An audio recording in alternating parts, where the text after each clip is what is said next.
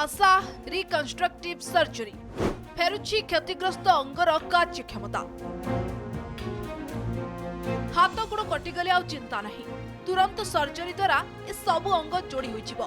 Cinema रे आमे प्रायतः एभली विरल जिंस देखि था जेउथिरे कि नायक नायिका शरीर कोनोसी बाह्य अंग कटिगले डाक्टर माने तुरंत ताहाकू प्लास्टिक सर्जरी माध्यम रे जोड़ी दैथांती। एही विरल सर्जरी जे वास्तव रे हेउतबो ताहा भाबिले होय तो विश्वास हेबो नहीं किंतु कथाटी संपूर्ण रूप से सत। प्लास्टिक सर्जरी रे साधारणतः व्यक्तिर चेहरार आकृति परिवर्तन करा जाय थाए। सेबळी रिकन्स्ट्रक्टिव सर्जरी जरिया रे कटि जाइतिबा हाथ गोड़ कान आंगुठी इत्यादि जोड़ा जाय परिबो। प्लास्टिक सर्जरी अंतर्भुक्त एई चिकित्सा पद्धति रे नष्ट होई जाइतिबा बा कटि जाइतिबा अंग प्रत्यंग को पुनर्स्थापन करा जाय थाए। जानन्तु यार मुख्य उद्देश्य और चिकित्सा प्रक्रिया।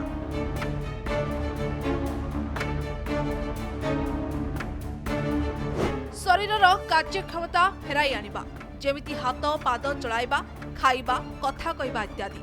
रोगीर शारीरिक कार्यकलाप सुधारी आत्मविश्वास बढ़ाइबा जीवन गुणात्मक मान उन्नत करिबा। स्क्रीन ग्राफ्ट शरीरर अन्य अंशरु चमड़ा नहीं लगा जाए। फ्लैप सर्जरी रक्त जोगाण सहित टिश्यू अन्य जगह को स्थानांतर करा जाए। टिश्यू एक्सपांडर नुआ चमड़ा तैयारी करिबा पई। माइक्रोवास्कुलार सर्जरी अति सूक्ष्म रक्तनली जोड़ा जाय थाए। काम कला बेले जो प्रोफेशन जे था विशेषकर इलेक्ट्रिशियन कार्पेंटर मैनुअल वर्कर से हाथर इंजुरी बा अन्य अंशर इंजुरी हुए जोटा को आम ट्रमा बोली कहू सर्वसाधारण लैंग्वेज तो ट्रमा बोली कहू।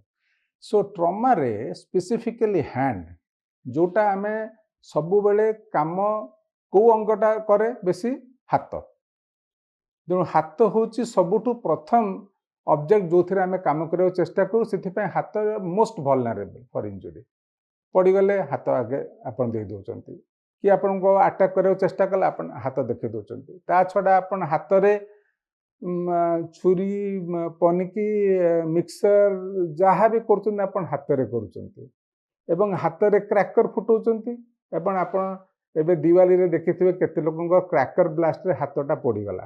तेणु हाथ गोटे बहुत वल्नरेबल अंग जोटा ट्रमा एक्सपोज हो जाए ताको रिकन्स्ट्रक्शन करिवार प्रोसेस केवल प्लास्टिक सर्जरी द्वारा संभव।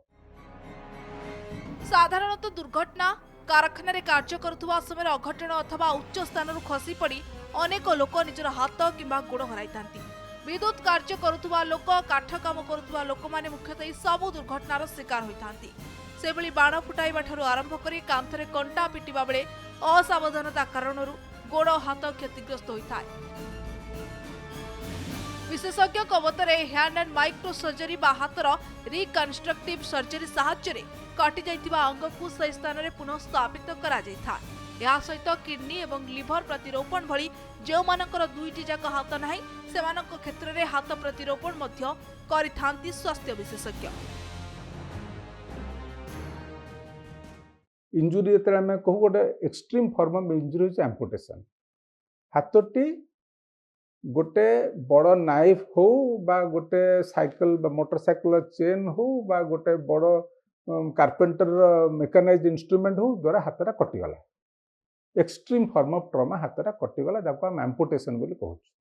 ताकू पुणी put back in the same place in the same position to get the same look and function is plastic surgery. ताकू आम जब आउट टिके स्ट्रेच करवा देखु जो मानकर दुईटी हाथ नाही कौनसी कारणरू एक्सीडेंट हो बम ब्लास्ट हो बा वार इंजुरी हो ताकू आम बर्तमान ट्रांसप्लांट करूँ जमती किडनी आउ जो देहरे आसिक आउ जन लगुच सेमती गोटे लोकर जब दी हाथ नाही ताकू प्लास्टिक सर्जरी द्वारा आउ जनकर हाथ ता धरे रोपण करा जाय पारुछि जोटा बर्तमान करा जाय पारुछि। तेणु एटा भी प्लास्टिक सर्जरी गोटे मुख्य अंश या स्पेशल ट्रेनिंग दरकार पड़े। तो एटा गोटे special plastic surgery training course बोली भी हो गला।